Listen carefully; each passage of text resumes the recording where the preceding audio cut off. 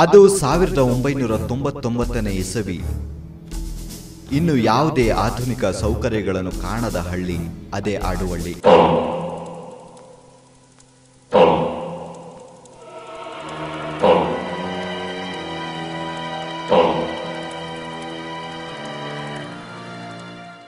ಯಾವ ಕಡೆ ಕಣ್ಣಾಡಿಸಿದ್ರೂ ಕಾಣೋದೇ ದಟ್ಟವಾದ ಕಾಡು.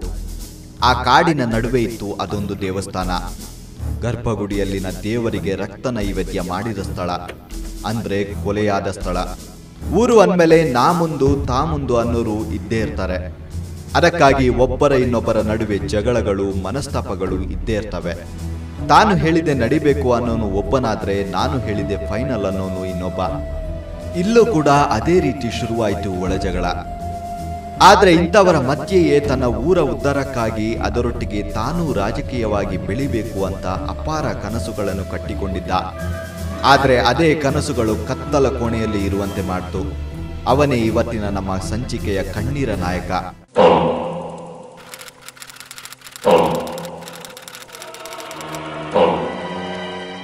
ಸರ್, ನನ್ನ ಹೆಸರು SV Ramesh.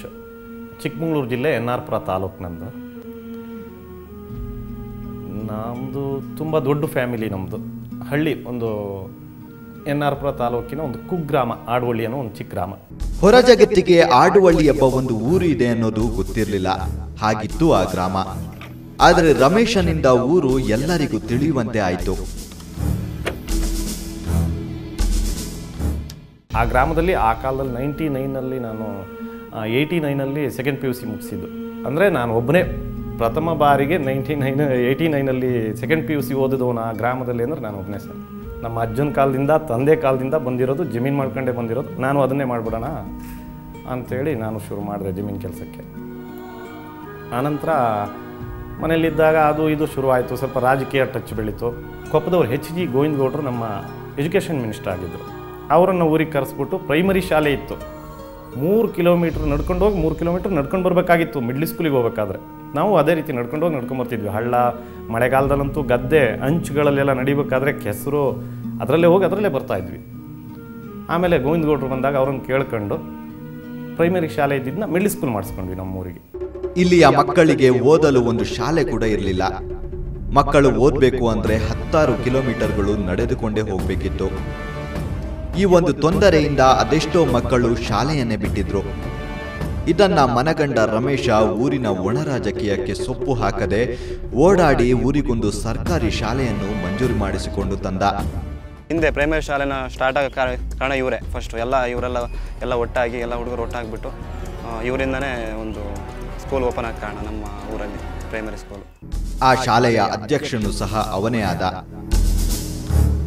Middle school start ಮಾಡಬೇಕಂದ್ರೆ ಮಕ್ಕಳ ಸಂಖ್ಯೆ ಕಡಿಮೆ ಇದೆ ಇಲ್ಲಿ ಅಂತ ನಾವು ಸ್ವಲ್ಪ ಜನ ಊರಿನಲ್ಲಿ ಒಟ್ಟಾಕೊಂಡ್ಬಿಟ್ಟು ಬೇರೆ ಊರಿಗೆ ಅಲೆಮಾರಿಗಳಂಗೆ ತಿರುಗಾಡಿದ್ವಿ. ಭಿಕ್ಷುಕರ ಥರ ಹೋಗಿ ತಿರುಗಾಡಿದ್ವಿ. ನಿಮ್ಮ ಮನೇಲಿ ಮಕ್ಕಳಿದ್ರೆ ಅಲ್ಲಿ ಕೋದಿ, ಹಿಪ್ಲ, ಮಾಡ್ಲಾ ಅಂತ ಮುತ್ತೋಡಿ ಆ ಊರಿಗೆ ಹೋಗ್ಬಿಟ್ಟು 4ನೇ ಕ್ಲಾಸ್ ಮುಗಿಸಿದ ಮಕ್ಕಳನ್ನ ನಾವು ಕರ್ಕೊಂಡು ಬಂದ್ವಿ. ನಮ್ಮ ಮನೇಲೇ ಇಟ್ಕೊಳ್ತೀವಿ ಅಂತ. ನಮ್ಮ ಮನೇಲಿ 1-2 ಜನ ಮಕ್ಕಳು, ಇನ್ನೂ ಬೇರೆ ನನ್ನ ಪರಿಚಯದವ್ರು, ನನ್ನ ಫ್ರೆಂಡ್ಸು, ಇವ್ರ ಮನೇಲೆಲ್ಲ, ನಮ್ಮ ಚಿಕ್ಕಪ್ಪನ ಮನೇಲಿ, ಎಲ್ಲರ ಮನೇಲೂ ಒಂದೊಂದು ಮಕ್ಕಳನ್ನ ಇಟ್ಕೊಂಡ್ಬಿಟ್ಟು 5ನೇ ಕ್ಲಾಸಿಗೆ ಅಲ್ಲಿಗೆ ಶಾಲೆ ಓಪನ್ ಆಗಲೇಬೇಕು ನಮಗಂತೇಳಿ ಆ ರೀತಿ ಮಾಡಿಸ್ತೀವಿ. ಸ್ಕೂಲ್ ಕಮಿಟಿ ಪ್ರೆಸಿಡೆಂಟ್ ಆದೆ ನಾನು. ನನ್ನನ್ನೇ ಮಾಡಿದ್ರು. ಅವಿರೋಧ ಆಯ್ಕೆ ಮಾಡಿದರು. ಆವಾಗ ಒಂದು ಸ್ವಲ್ಪ ವಿದ್ಯಾವಂತ ಅಂತಿದ್ದೆ ನಾನಲ್ಲಿ. ಹಂಗಾಗಿ ಅವಿರೋಧ ಆಯ್ಕೆ ಮಾಡಿದರು. ಇಷ್ಟೆಲ್ಲ ಒಳ್ಳೆಯ ಕೆಲಸಗಳನ್ನು ಮಾಡ್ತಾ ಊರಿನಲ್ಲಿ ಒಳ್ಳೆ ಹೆಸರನ್ನು ಸಂಪಾದಿಸುತ್ತಿದ್ದ. ನಾನು ಅವರು ತುಂಬ ಟೈಮಿಂದ ಒಳ್ಳೆ ಸ್ನೇಹಿತರೆ. ಎಲ್ಲ ಊರಿನವರಿಗೆಲ್ಲ ಗೊತ್ತು, ಅಕ್ಕಪಕ್ಕ ಎಲ್ಲರಿಗೂ ಅವಾಗಿಂದ ಹೆಲ್ಪ್ ಮಾಡೋಂಥ ಮನುಷ್ಯ. ತುಂಬಾ ಹೆಲ್ಪ್ ಮಾಡೋಂಥ ಮನುಷ್ಯ. ಹಿಂದೆ ಒಂದು ಟೈಮಲ್ಲಿ ಎಲ್ಲ ಥರನೂ ಅವರು ಹೆಲ್ಪ್ ಮಾಡಿದ್ರು ಊರಿಗೆ. ಒಳ್ಳೆ ಸೋಷಿಯಲ್ ವರ್ಕ್ ಮಾಡಿರೋಂಥ ಮನುಷ್ಯನೇ. ಅವರು ಎಲ್ಲರನ್ನೂ ಸಮಾನವಾಗಿ ಕಾಣೋಂಥ ವ್ಯಕ್ತಿ. ಅವರು ಮನೆಗೆಲ್ಲ ಹೋದರೆ ತುಂಬಾ ಚೆನ್ನಾಗಿ ನೋಡ್ಕೊಳ್ತಿದ್ರು. ಯಾವುದೇ ವಿಚಾರದಲ್ಲಾದರೂ ತುಂಬ ರಾಜಕೀಯವಾಗಿಯೂ ಮುಂದೆ ಬರುವಂಥ ವ್ಯಕ್ತಿ, ಮುಂದೆ ಬರ್ತಿದ್ರು. ಮತ್ತು ನಮ್ಮ ಊರಿಗೂ ತುಂಬಾ ಹೆಲ್ಪಿಂಗ್ ನೇಚರ್ ಆಗುವಂಥ ವ್ಯಕ್ತಿ. ಇಡೀ ಊರಿನ ಜನರೆಲ್ಲ ರಮೇಶನ ಹೊಗಳ್ತಿದ್ರೆ ಇದನ್ನು ಸಹಿಸಲಾಗದವನೊಬ್ಬನಿದ್ದ. ಅವನೇ ಶೇಖರಪ್ಪ. ರಮೇಶ ಮತ್ತು ಶೇಖರಪ್ಪನದು ಒಂದೇ ಊರು. ಇಬ್ಬರು ಜೊತೆಗೇ ಇದ್ರು. ಆದರೆ ಅದ್ಯಾವ ಕಾರಣಕ್ಕೆ ಇವರಿಬ್ಬರ ಮಧ್ಯೆ ದ್ವೇಷ ಬೆಳೀತೋ ಗೊತ್ತಿಲ್ಲ. ಯಾವಾಗಲೂ ರಮೇಶನ ವಿರುದ್ಧ ಕತ್ತಿ ಮಸೆಯುತ್ತಲೇ ಇದ್ದ ಶೇಖರ. ಯಾವಾಗ ಊರಿಗೆ ಶಾಲೆ ತಂದ, ಅದಕ್ಕೆ ಅವನೇ ಅಧ್ಯಕ್ಷ ಆದ್ನೋ, ಶೇಖರಪ್ಪನಿಗೆ ದಿನೇ ದಿನೇ ದ್ವೇಷ ಹೆಚ್ಚಾಯ್ತಾ ಹೋಯಿತು. ರಮೇಶ ಮಾಡುತ್ತಿದ್ದ ಪ್ರತಿಯೊಂದು ಕೆಲಸಗಳಿಗೂ ತೊಂದರೆ ಕೊಡೋದಕ್ಕೆ ಶುರು ಮಾಡ್ದ. ಆದ್ರೆ ಇದ್ಯಾವುದಕ್ಕೂ ಕ್ಯಾರೆ ಅನ್ನದೆ ರಮೇಶ ತನ್ನ ಪಾಡಿಗೆ ತಾನು ಇದ್ದು ಬಿಟ್ಟ. ಆದ್ರೆ ಅವತ್ತು ನಡೆಯಬಾರದು ನಡೆದೇ ಹೋಯಿತು. ಅವತ್ತು ಆಡುವಳ್ಳಿಯ ಪ್ರಾಥಮಿಕ ಶಾಲೆಗೆ ಮತ್ತೊಂದು ರೂಮ್ ಮಂಜೂರಾಗಿತ್ತು. ಹೇಗೂ ಶಾಲೆಯ ಅಧ್ಯಕ್ಷನೂ ಸಹ ಅವನೇ. ಆದ್ದರಿಂದ ಹೊಸ ಕಟ್ಟಡಕ್ಕೆ ಬೇಕಾದ ಮರವನ್ನು ತರಲು ತನ್ನ ಅಣ್ಣಂದಿರ ಜೊತೆ ಹೊರಟ. ಮರವನ್ನು ತೆಗೆದುಕೊಂಡು ವಾಪಸ್ ಬರುವಾಗ ರಾತ್ರಿಯಾಗಿತ್ತು. ಇದೇ ಸಮಯಕ್ಕಾಗಿ ಹೊಂಚು ಹಾಕಿ ಕುಳಿತಿದ್ದ ಆ ಗುಂಪು ಗೊತ್ತಿಲ್ಲ, 4-5 ಜನರ ಗುಂಪು ಇದ್ದಕ್ಕಿದ್ದ ಹಾಗೆ ದಾಳಿ ಮಾಡಿಬಿಡ್ತು. 8 ಜನ ನಾವು ಹೋಗ್ತಾ ಇದ್ದವರು ಒಂದು ದಾರಿಲಿ, ಅವರು ಸುಮಾರು 6 ಜನ ಬಂದು ಗುಂಪು ಘರ್ಷಣೆ ಆಗಿರೋದು. ಅಲ್ಲಿ ಏನು ನಡೆಯುತ್ತಿದೆ ಅಂತ ತಿಳಿಯುವ ಮೊದಲೇ ಯಾರೋ ಒಬ್ಬ ಇನ್ನೊಬ್ಬನ ತಲೆಗೆ ಹೊಡೆದು ಬಿಟ್ಟ. ಕಣ್ಣು ಮುಚ್ಚಿ ಬಿಡೋದ್ರೊಳಗೆ ಅವನು ಹೆಣವಾಗಿದ್ದ. ಇದೇ ಚಂದ್ರಗುತ್ಯಮ್ಮನ ದೇವಸ್ಥಾನದ ಎದುರು ಈ ಒಂದು ವಿಲಕ್ಷಣ ಘಟನೆ ನಡೆದಿತ್ತು.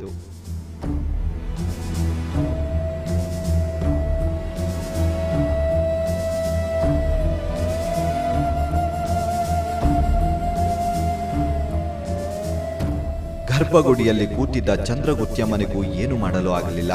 ಯಾಕೆಂದ್ರೆ ಅಲ್ಲಿ ಇಂತಹ ರಕ್ತಪಾತ ನಡೆಯುತ್ತೆ ಅಂತ ಅವಳಿಗೆ ಮೊದಲೇ ಗೊತ್ತಿತ್ತೋ ಏನೋ ಗೊತ್ತಿಲ್ಲ.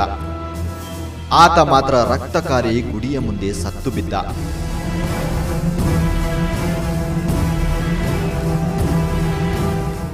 ಅದರಲ್ಲಿ ಹೊಡಿಬೇಡ್ರಪ್ಪ, ಹೊಡೆದಾಟ ಬೇಡ, ತೀರ್ಮಾನ ಮಾಡ್ಕೊಳ್ಳೋಣ ಅಂತಿದ್ದಂತ ಹೊಡೆದಾಯ್ತು. ಅವ್ನು ಸತ್ತೋದು, ನನ್ನ ಹೆಸರೇ ಹೇಳ್ಕೊಂಡು ಕೂಕೊಂಡು ಸತ್ತೋಗ್ಬಿಟ್ಟ. ಪ್ರಾಣ ಬಿಡೋತ್ತಿಗೆ ರಮೇಶ ತೆಗೆದ್ರು ಕಣೋ ಅಂತೇಳಿ ಕೂಕೊಂಡು ಸತ್ತ. ಅವನು ಏನಾಯ್ತು ಅಂತೇಳಿ ಓಡೋಕೆ ಕೇಳ್ಬೇಕಾದ್ರೆ ಅವನ ಪ್ರಾಣ ಹೋಗೇ ಬಿಡ್ತು. ಯಾವಾಗ ಹೆಣವಾಗಿ ಅವನು ಬಿದ್ದನೋ ಎಲ್ಲರಲ್ಲೂ ಗಾಬರಿ, ಆತಂಕ.